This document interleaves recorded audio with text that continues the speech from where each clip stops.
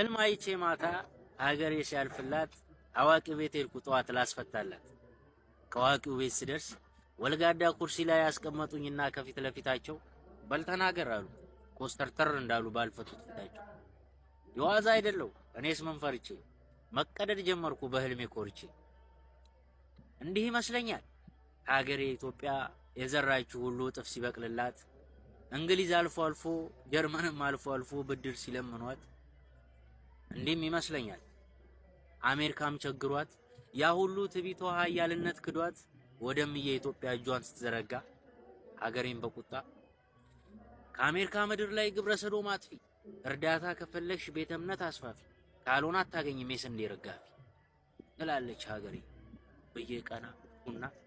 በህልሜ ትርክት መሃል አዋቂው ሳያቸው ብሎ ይሰሙኛል ህልሜ መስጧቸው።